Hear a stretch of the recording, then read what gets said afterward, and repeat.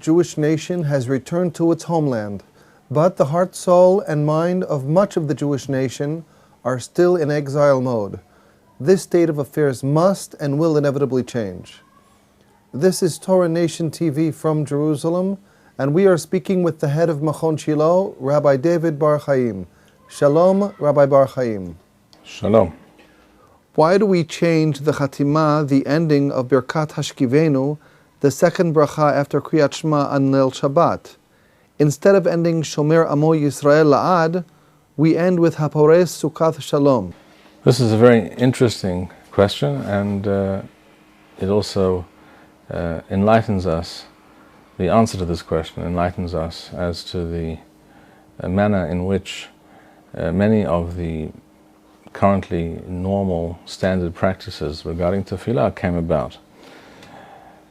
Many people assume that if in my Siddur it says that on a weekday I say this bracha, I end in such a fashion, Shomer Amo Yisrael La'ad, and on another day of the week, on Shabbat, it says that I'm to end the bracha with a different Hatimah, HaPores Sukkath Shalom, etc., then this must be the explicit instruction of Hazal, of the Chachamim, somewhere in the Gemara perhaps, or some other such source. But the fact is that this is entirely not so, and the answer is quite different. The first thing we need to quote in this context is a statement which appears in a number of Midrashim, and one of them is in Vayikra Rabbah, Parashat Teth, and I will quote it for you now.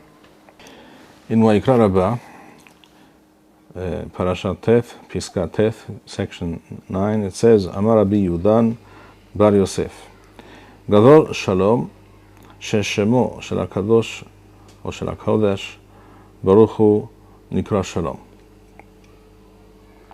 It's also possible the correct reading should be Sheshmo Shel HaMakom Nikra Shalom, because in many ancient accurate sources we see that the term which is common today, HaKadosh Baruch Hu or HaKodesh Baruch Hu, was originally HaMakom. That's a separate discussion, but I'm mentioning that in passing.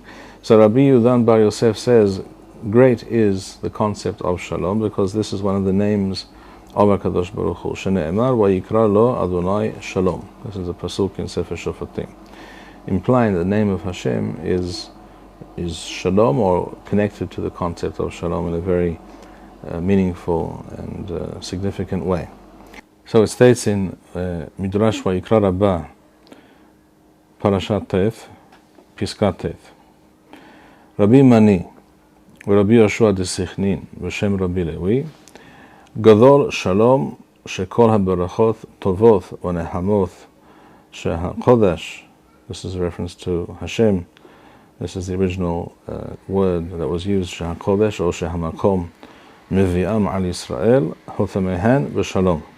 In other words, Rabbi Lewi says, great is the concept and the reality of Shalom, of peace, because all the Berachot, and this is why all the Berachot that we say, which speak of good and positive things that will come upon the Jewish people, they all end with the word Shalom, with the term or the concept of Shalom. And then it brings examples. It says, B'Kriyat Shema, Pores Sukkath Shalom. In other words, the last Beracha after Kriyat Shema. In the evening, we say, Baruch Atah Hashem, HaPores Sukkath Shalom, etc. Aleinu Al Yisrael, or something along those lines. There are a number of versions, but the first words of the Beracha are HaPores Sukkath Shalom. But Tefillah, that is to say, the end of Shemona Esrei, we say, Me'ena Berachot, Oseh Shalom. B'Virkat Kohanim, V'Yasem Lecha Shalom.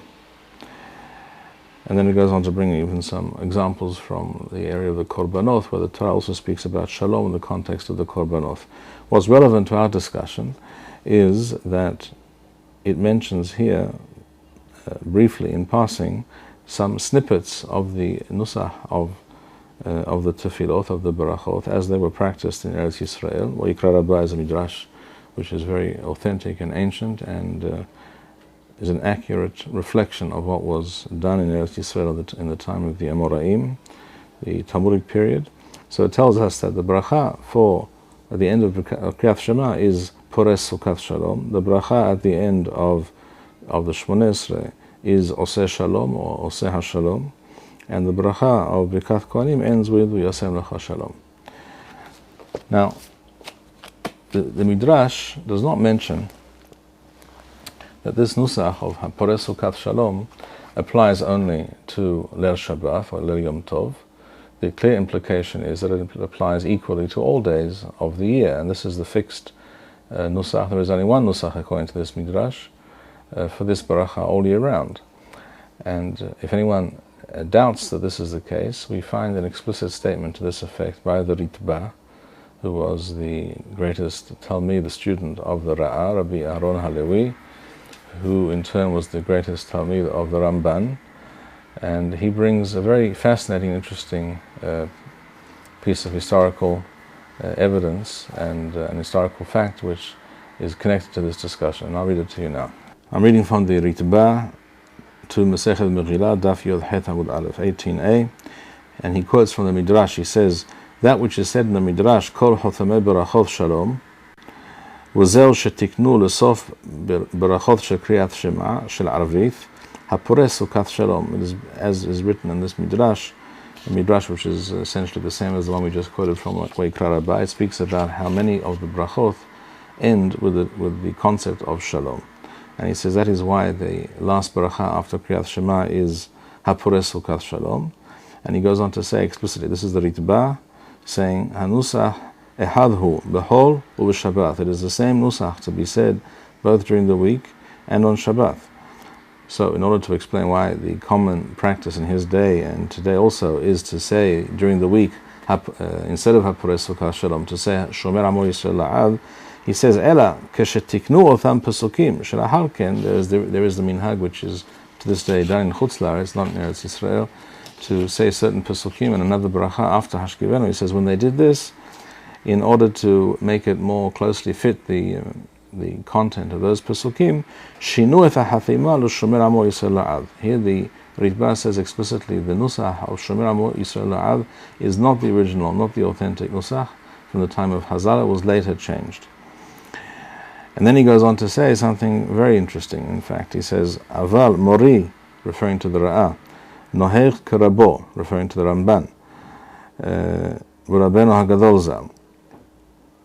In other words, my teacher, the Ra'ah, his minhag, his practice was, as was the practice of his Rav, the Ramban, Lahtom Tamiv B'Shalom K'mo B'Shabbat. Here the Ritba tells us, testifies before us, and says that my Rav, the Ra'ah, and his Rav, the Ramban, their minhag was to every day of the year to end the second beracha after Kriyat Shema in the evening, HaPores Sukkath Shalom, HaPores Sukkath Shalom Aleinu, and not Shomer Amo Yisrael La'ad.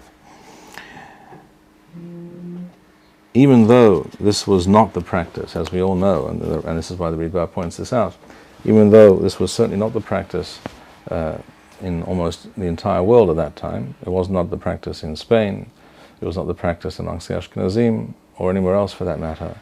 The Ramban and the Ra'ah, because they saw that this was based on these Midrashim that quote this explicit snippet from the Nusach of the Tefillah of Kriyat Shema, they saw that this was the original and authentic Nusach from the time of Hazal.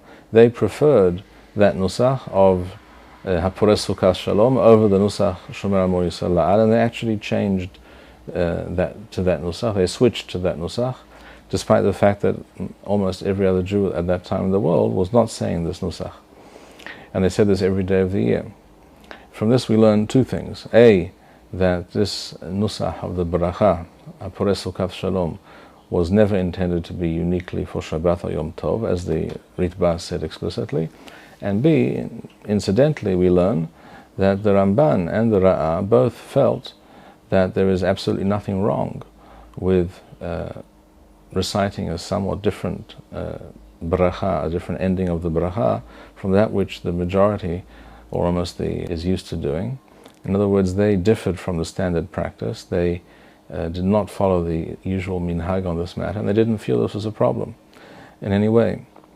So the opinion that we sometimes hear nowadays from people, or the assumption that underlies many statements that we hear sometimes, that one has to do what everyone else is doing and one must not change, one may not be different.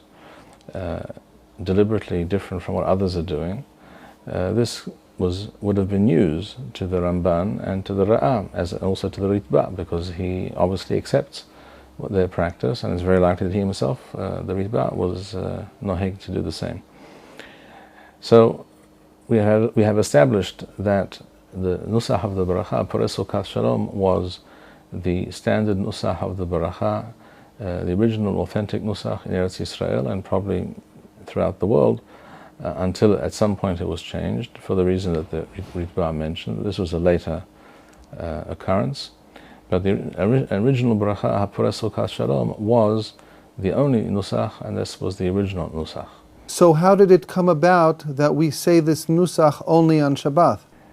The fact of the matter is, no one can say for sure how or why this came about, but it is the fact that already going back to the Tur, for example, and even before the Tur, we find that it was the common practice to recite this Nusach HaPores Sukkath Shalom on Leil Shabbat, and to therefore say a different bracha on Shabbat from the rest of the week. And I'll quote briefly from the Tur. This is in Siman Resh Samech Zayin. The Tur writes, "Umeshanim b'hathima shehothem uFeros Sukkath Shalom aleinu v'al Yerushalayim irecha." So the Tur says on Leil Shabbat, that's what he's talking about here, you change the hathima of that second bracha. And you end by saying, Baruch atah Hashem HaPores Sukkath Shalom aleinu v'al kol amo Yisrael v'al Yerushalayim.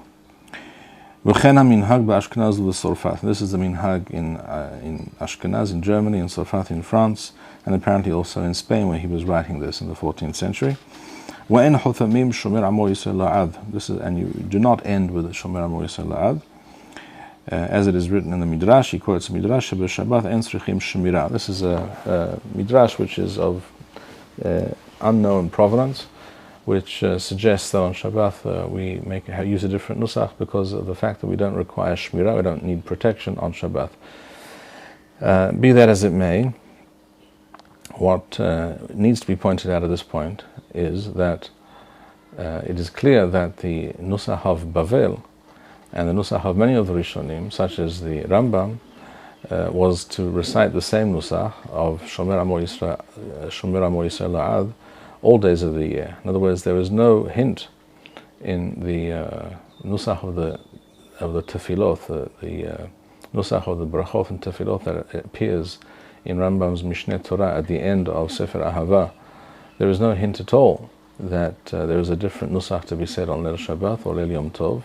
He quotes only one form of the Beracha, which therefore implies plainly this is to be said for all days of the year, and there's no question this was the practice of a large part of the Jewish world. It was not the practice in all communities, and that's why the Tur writes that in his part of the world this was definitely not the practice. They did change the Nusach on Shabbat, but it's important to know that this was not the standard practice all over the world.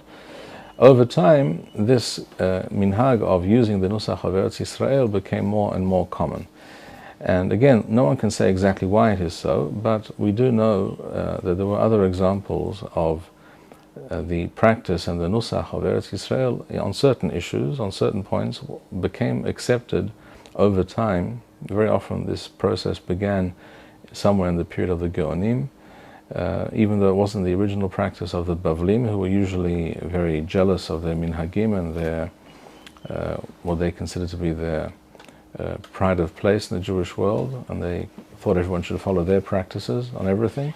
Nevertheless, on certain issues we see that even in Bavel, the Geonim, or some of the Geonim, some of the great leaders of the Shivot and the teachers in Bavel, and eventually the majority of the people, the Jews in that part of the world, began to accept and adopt certain changes, which were often done because there was an alternate nusach or a different practice, and they opted to do this on certain occasions.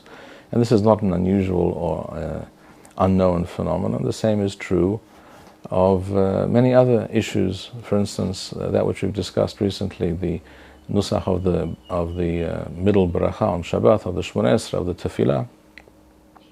The reason for choosing one nusach for Shacharit and another for Minha has to do with the fact that there simply were a number of nuschaot that were known, and people opted for no particularly profound reason to adopt one nusach for one tefillah, another for another tefillah, in order to make use of all known nuschot.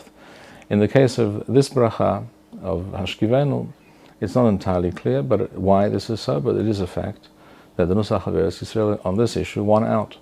And therefore we see that the Torah of Eretz Yisrael, the Nusach and the Minhag of Eretz Yisrael, was not entirely eradicated or dropped or forgotten by the Jewish world. And on certain issues to this day, it is still the fact that this Nusach and these practices of Eretz Yisrael remain the normative halachic and normative custom of the Jewish people to this day. Thank you, Rabbi Bar-Hayim. We would like to encourage our viewers to share these videos with friends and send in your responses. We would also like to suggest the following opportunity to our viewers. If you identify with Rabbi Bar-Hayim's message and would like to sponsor or dedicate a video interview with the rabbi in honor or memory of a loved one, if you would like to obtain Birkon Nusach Eretz Yisrael or invite the rabbi for a speaking engagement, please email us at office@machonshilo.org.